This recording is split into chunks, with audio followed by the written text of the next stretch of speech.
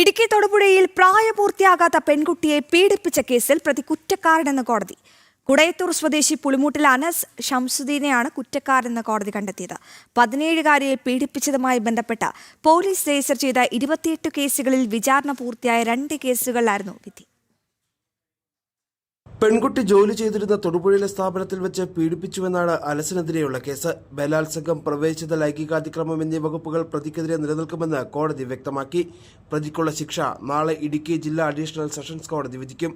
പ്രതിക്ക് പരമാവധി ശിക്ഷ നൽകണമെന്ന് പ്രോസിക്യൂഷൻ കോടതിയിൽ ആവശ്യപ്പെടും. പ്രതി കുറ്റക്കാരനാണെന്ന് കണ്ടെത്തിയിരിക്കുകയാണ്. ഇതില് ശിക്ഷയെ സംബന്ധിച്ചിടത്തോളം നാളെയാണ് വിധി പറയുന്നത്. പ്രതിക്ക് പരമാവധി ശിക്ഷ, ഇന്ത്യൻ ശിക്ഷാ നിയമപ്രകാരം ബലാത്സംഗത്തിനുള്ള പരമാവധി ശിക്ഷയും പോക്സോ നിയമപ്രകാരമുള്ള പ്രവേശിത ലൈംഗിക അനതിക്രമത്തിനുള്ള പരമാവധി ശിക്ഷ നൽകണമെന്ന് പ്രോസിക്യൂഷൻ വാദിച്ചിട്ടുണ്ട്. അതുകൊണ്ട് അതിനെ സംബന്ധിച്ചുള്ള ശിക്ഷ നാളെയാണ്. രണ്ടാമത്തെ കേസിലെ പ്രതിയും സ്ഥാപനത്തിന്റെ മാനേജറുമായിരുന്ന വിനീഷ് വിജയൻ പരിക്കേറ്റ് ചികിത്സയിലായതിനാൽ കേസിൽ വിധി പറയുന്നത് 28ലേക്ക് മാറ്റിവെച്ചിരിക്കുകയാണ്.